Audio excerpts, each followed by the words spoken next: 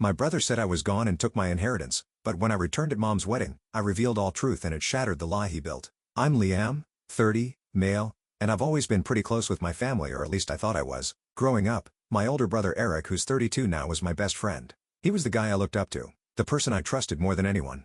So when I got the opportunity to work abroad in Iceland, I didn't think twice about asking Eric to help me handle things back home. The job was something I couldn't pass up. I've always loved maps, and I landed this gig as a digital cartographer, which basically meant traveling to remote parts of Iceland to survey land and create detailed maps. The work was intense, but amazing. The catch? I'd be in some pretty isolated areas with spotty communication. Sometimes I'd go weeks without any phone or internet access. Before leaving, I signed a power of attorney over to Eric so he could handle my property and bills while I was away. He seemed happy to help. We even had this big send-off dinner where he told me how proud he was. Looking back, it's like a punch in the face remembering how sincere he seemed. Anyway, I settled into life in Iceland and things were going great. My days were spent hiking, exploring glaciers, and charting landscapes that felt otherworldly. I'd check in with my family whenever I could, but it wasn't often. For the past 3 years, it was Eric whom I contacted back home as he was the only one available. The time zone differences and bad service made it tough, and everyone seemed to understand that, as Eric would tell me when I only heard about family from him. One time, my camera broke. I was documenting the areas I mapped, and without it, I couldn't do my job properly. So I trekked to Reykjavik, the nearest city, to get it fixed. While I was there, I figured I'd take the chance to check on emails, social media, and all that. I hadn't been online in over 2 years except for the times I contacted Eric, so I was expecting the usual updates from friends and family. What I wasn't expecting was to find my own memorial post. It was surreal. My cousin had posted a long message about how I'd always be in their heart, and it was full of photos from what looked like a funeral. There were people I didn't even recognize commenting things like, "He was taken too soon and rest in peace, Liam." My stomach sank. At first, I thought it had to be some kind of mistake, like, maybe someone hacked my account or it was a weird joke. But as I scrolled further, I found more posts. My mom had shared a picture of me from high school with a caption that said, "Not a day goes by that I don't miss you." I called her immediately. It went straight to voicemail. Then I called Eric. Same thing. I didn't know what else to do, so I messaged a couple of my friends and one of them finally replied. His name's Jake. We've been tight since college. I asked him what the hell was going on and he responded with a single question. "Dude, is this really you?" It took a few back and forth, but eventually, I convinced him I wasn't a ghost or something. That's when he dropped the bomb. Eric had told everyone I died in a car accident in Iceland. He'd even produced some kind of fake police report and claimed the local authorities couldn't recover my body because of the terrain. Jake was livid. He said he'd always thought it was strange that Eric handled everything so quickly, like the funeral arrangements and settling my estate. He didn't think it was his place to question it though, and everyone had just accepted it because, well, why wouldn't they? Eric was my brother. He was supposed to care about me. I spent the rest of that day piecing together what had happened. My mom hadn't mentioned me in any recent posts, but I saw that she got engaged and her wedding was in 2 weeks.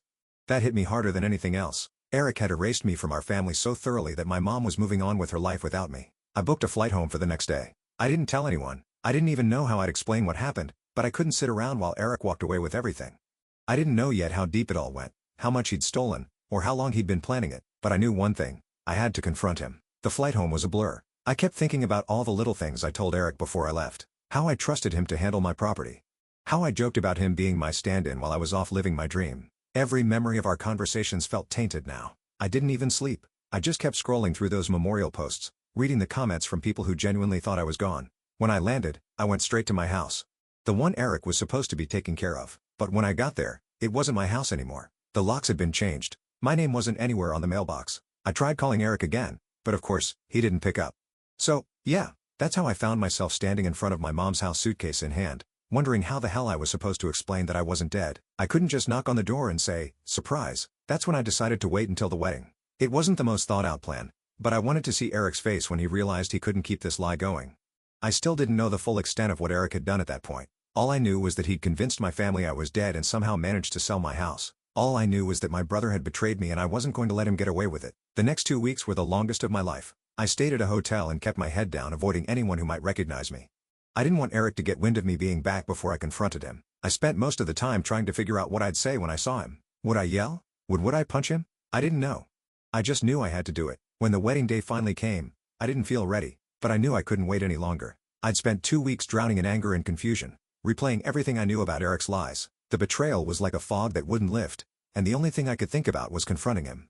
Still, I didn't have a concrete plan. I just knew I had to be there. The wedding was being held at a church not far from where we grew up. As I approached, I saw the familiar faces of family members and old friends heading inside. It was surreal watching them laugh and chat as if nothing had happened, completely unaware that I wasn't dead.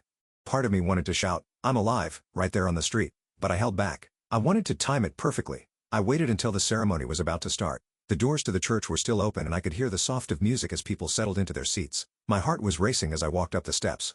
I felt like an outsider looking into a world I no longer belonged to, and it hurt more than I expected. Inside, the church was packed. I slipped into the back unnoticed and stood against the wall scanning the room. My mom was at the front sitting beside her fiancé. She looked so happy, but I could see the sadness in her eyes too, like she was trying to mask the grief of losing me.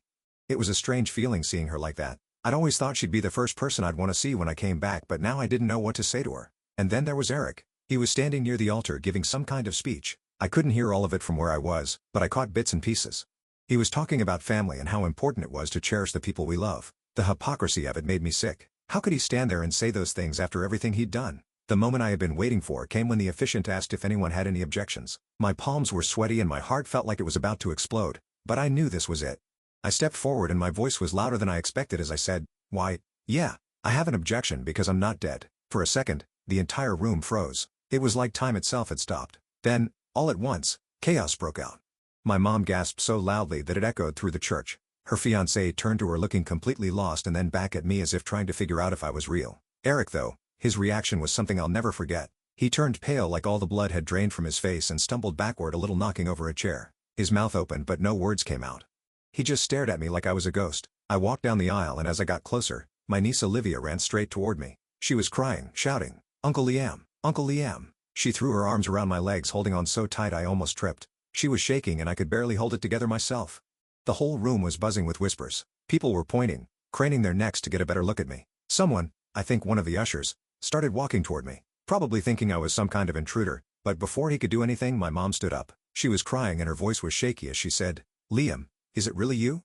I nodded and that's when she ran to me. She grabbed my face like she was trying to make sure I was real and then hugged me so tightly I thought my ribs might crack. She kept saying, "I thought I lost you. I thought I lost you." I didn't know what to say. What do you even say in a moment like that? The officiant tried to calm everyone down but it was no use. The wedding was officially on hold. Eric finally found his voice and started babbling about how this couldn't be possible. How he thought I was dead. He even tried to claim that he'd only recently found out I was alive and wanted to surprise everyone at the wedding. I couldn't believe the nerve of him. I told everyone exactly what had happened. How I'd been living in Iceland, completely unaware of what he was doing. I explained how I'd found out about my supposed death and rushed back as soon as I could.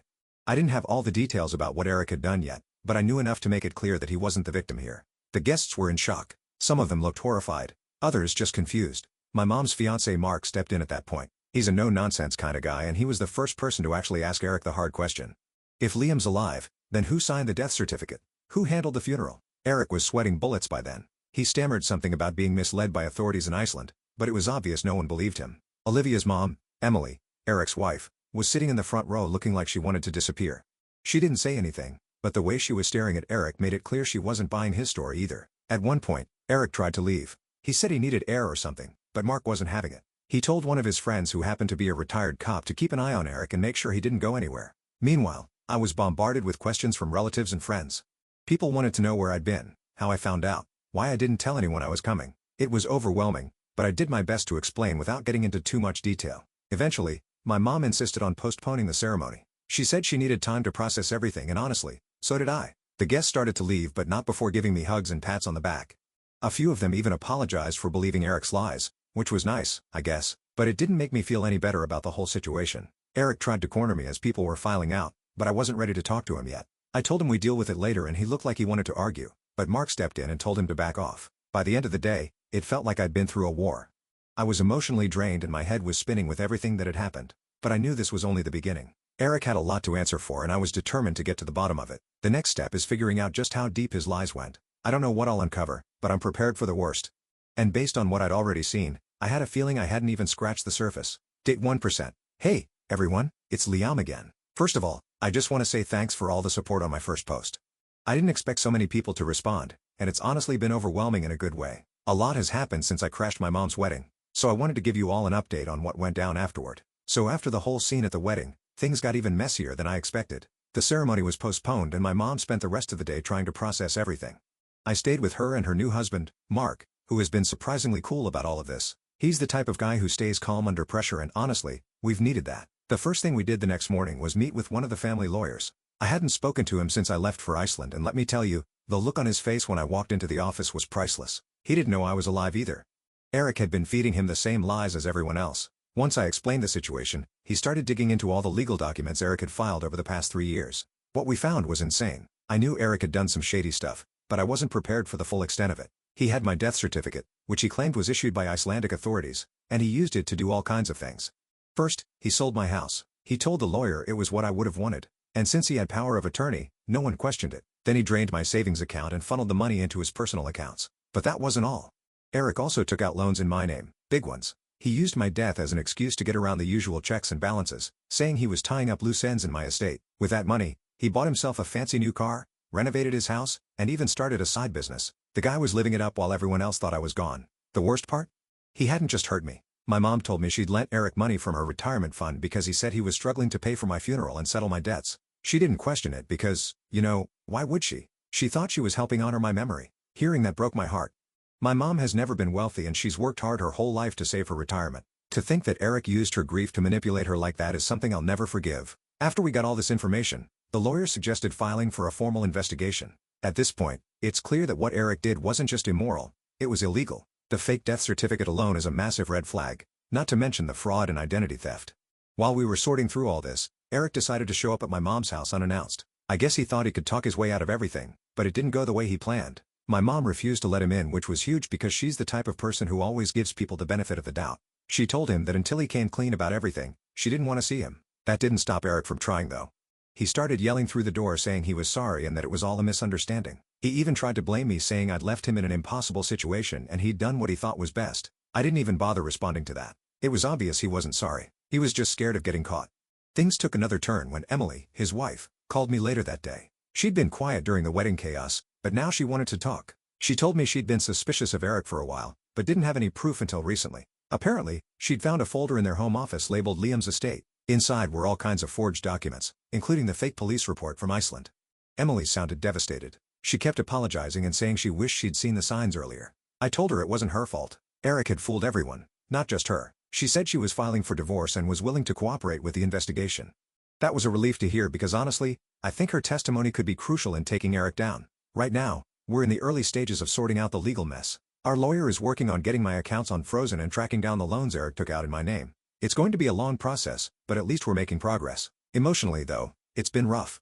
I'm staying with my mom and Mark, which has been good, but there's so much tension in the house. My mom keeps blaming herself for not realizing something was wrong. I've told her over and over that it's not her fault, but I can tell she's still carrying a lot of guilt. As for me, I'm just trying to take it one day at a time. I've been reaching out to friends to let them know I'm alive, which has been awkward to say the least. Most people are shocked, but happy to hear from me. A few have been pretty angry, saying I should have done more to keep in touch while I was abroad. I get where they're coming from, but it's hard to explain how cut off I was. Oh, and one more thing. I reconnected with Rachel, my ex-girlfriend. We dated for a few years before I left, but we broke up not long before my trip. At the time, I thought it was because we'd grown apart, but now I'm starting to wonder if Eric had something to do with it. Rachel told me she always thought the breakup felt weird. She said there were rumors going around that I was cheating on her, which isn't true. I'm starting to think Eric might have planted those rumors to push us apart. We're just talking for now. Nothing serious, but it's nice to have someone who understands what I'm going through. She even said she'd be willing to help testify if it comes to that. Anyway, that's where things stand for now. There's still a lot to untangle, and I'm sure I'll find out even more as we dig deeper into Eric's lies. I'll keep you all updated when there's more to share. Thanks again for listening. It really means a lot. Update 2-2. Hey, Reddit. After the wedding and everything that came to light, you'd think things couldn't get any worse. But as it turns out, Eric's lies ran even deeper than I'd imagined. Once the dust settled a bit, our lawyer started digging into the mess Eric had made, and what we uncovered was straight up mind-blowing. For starters, the inheritance from our grandfather wasn't just the trust fund we thought it was. There were investments, big ones, that had been set up decades ago. These were supposed to mature when both Eric and I turned 28, splitting the payout equally between us. That payout was massive. I'm talking millions. But thanks to Eric's schemes, he managed to get his hands on all of it. Here's how he did it.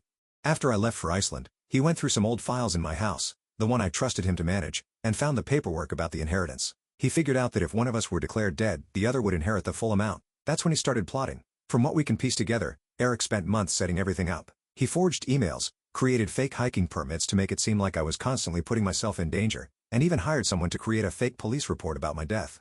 The level of planning that went into this is honestly terrifying, but that's not the worst of it. Eric didn't act alone. Turns out, Patrick was in on it. This is the same guy who handled most of our legal matters for years, someone my mom and I trusted completely. He helped Eric forge documents, file the fake death certificate, and even funnel the inheritance money into offshore accounts. Patrick played a huge role in making all of this possible. It gets worse though. As the lawyer working with us now started unraveling the paper trail, we found out that Eric had been tampering with my life for years. I always thought I was just unlucky or bad at timing, but looking back, it's clear he was pulling the strings all along. Remember how I mentioned Rachel, my ex? Well, the lawyer found emails Eric sent to her from a fake account, pretending to be me. He'd made up this whole story about how I wasn't ready for a serious relationship and thought we should go our separate ways. Rachel had no reason to question it because the emails looked legit and I was too busy prepping for Iceland to notice anything was off. And it wasn't just my personal life he messed with. Eric also sabotaged my career. Back when I was applying for jobs after college, I had a couple of interviews lined up with really great companies. I never heard back from them and I figured I just didn't get the jobs. Well, guess what? Eric had been intercepting my mail and emails, canceling job offers on my behalf, and even trashing some of my applications. Finding all of this out was like getting punched over and over again. I started questioning everything, every missed opportunity, every failed relationship, how much of my life was actually mine, and how much of it had been quietly stolen by Eric. The most chilling part of all this was realizing how far back his resentment must go. I kept asking myself, why? Why would he do all of this? What did I ever do to him? My lawyer suggested it might have something to do with our grandfather's will. Eric always felt like he was the favorite, and I guess seeing that inheritance split evenly between us was too much for him to handle. But even if that's true, it's hard to wrap my head around. We were brothers. We grew up together. I looked up to him my entire life. I trusted him and he used that trust to ruin me. Then there's my mom. She's been taking this even harder than I am. Finding out that not one but two people she trusted, Eric and Patrick, were behind this has completely shattered her. She keeps blaming herself for not seeing the signs, and no matter how much I tell her it's not her fault, I can tell she doesn't believe me. One thing that's been helping though is having Mark around. My mom's new husband is like a rock.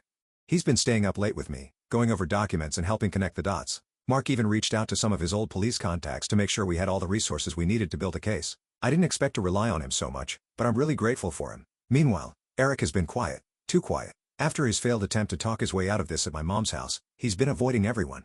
Emily, his wife, told me he's been staying with a friend and only coming home to grab clothes or check on Olivia. She's furious with him, and I can't blame her. From what she's told me, Eric has been lying to her for years too. Speaking of Olivia, this whole situation is hitting her hard. She's only 10 and she doesn't understand what's going on.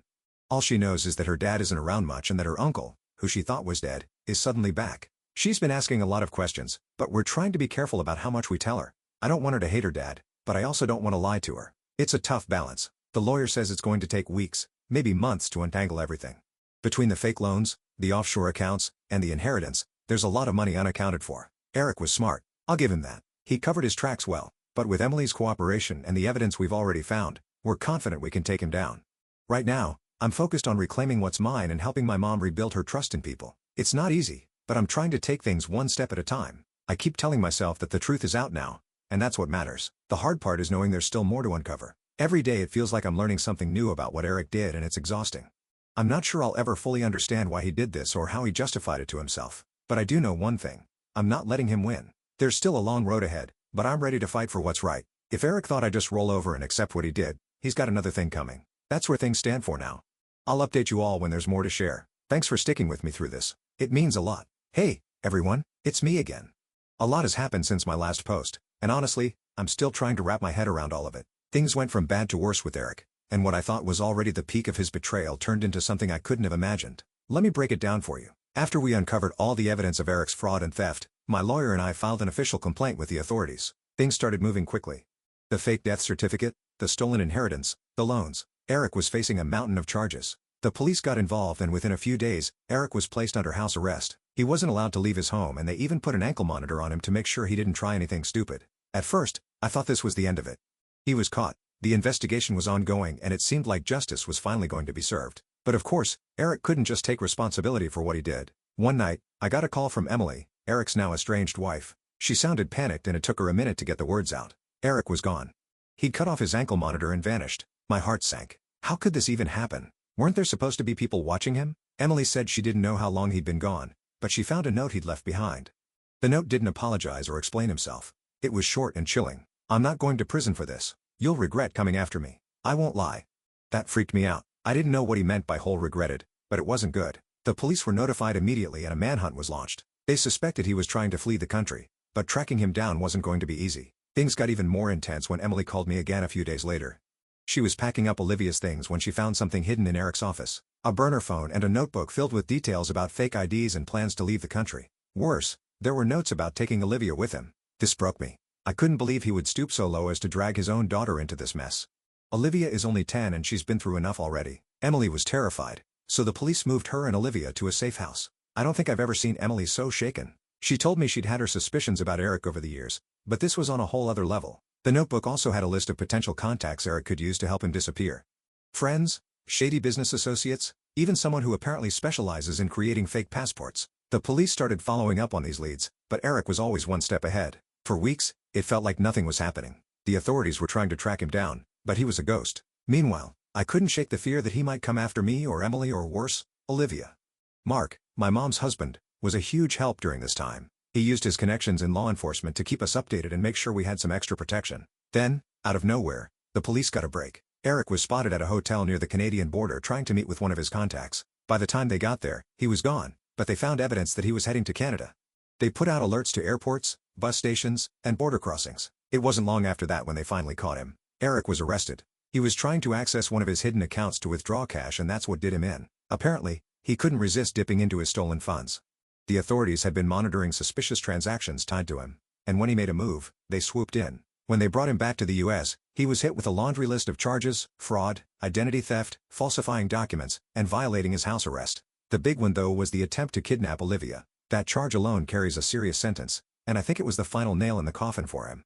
I wish I could say that was the end of it, but the fallout from Eric's actions is still ongoing. The forensic accountants are still untangling the mess he left behind. So far, they've recovered about 60% of the inheritance, but the rest is tied up in offshore accounts and cryptocurrency. It's going to take years to fully clean up the damage he's done. On the personal side, things have been rough.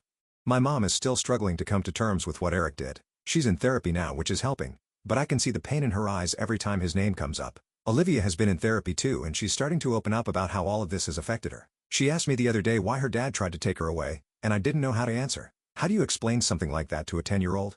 Emily has been amazing through all of this. She's been working closely with the authorities and providing as much information as she can to help build the case against Eric. She's also filed for divorce, which I think is the best thing she could do for herself and Olivia. As for me, I'm trying to move forward. The family lawyer has started the process of reinstating my legal identity, which has been more complicated than I expected.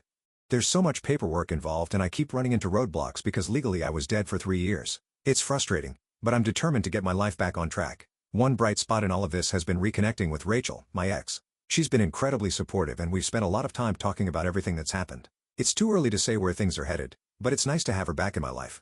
I know this story has been a lot to take in, and trust me, living it has been even crazier. I still have moments where I wake up and wonder if this is all some kind of bad dream, but then I remind myself that the truth is out now, and Eric can't hurt us anymore. There's still a long road ahead, but I'm hopeful. My family is stronger than Eric's lies, and I'm not going to let him define the rest of my life. Thanks again for all the support.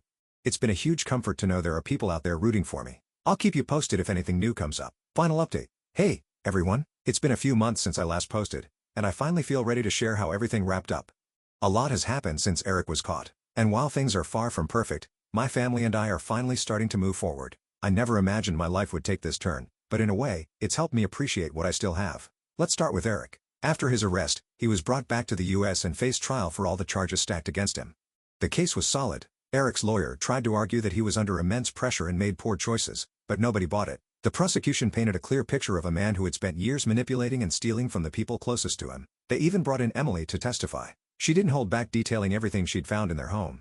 Seeing her take the stand was powerful, and it reminded me how strong she's been through all of this. The verdict was no surprise. Eric was convicted on multiple counts of fraud, identity theft, forgery, and attempted kidnapping. The judge didn't hold back during sentencing, calling his actions a calculated betrayal of trust. Eric was sentenced to 25 years in prison without the possibility of parole for at least 15. It's a long time, but honestly, I don't think any sentence could truly make up for the damage he caused. Now that Eric is out of the picture, the process of rebuilding has begun. The forensic accountants managed to recover most of the stolen inheritance. What's left of the money has been placed in a trust, split between Olivia and me. The company shares that were part of the inheritance have been returned to my control, which was a bit overwhelming at first. I never planned to run anything like this, but I've hired a great team to help me manage things. The company itself is doing surprisingly well, considering everything it went through. Some of the employees who lost their jobs because of Eric's mismanagement have been rehired, and we're slowly rebuilding trust with our clients. It's not easy, but knowing that the company is stable again has been a huge weight off my shoulders. My mom has been focusing on her own healing. She's still working with a therapist, but I can see she's starting to find peace. A few weeks ago, she made the decision to legally change her last name to Marks, saying she didn't want to be associated with Eric anymore. It was an emotional moment for her, but I think it was the right choice. As for Emily and Olivia, they're doing well too.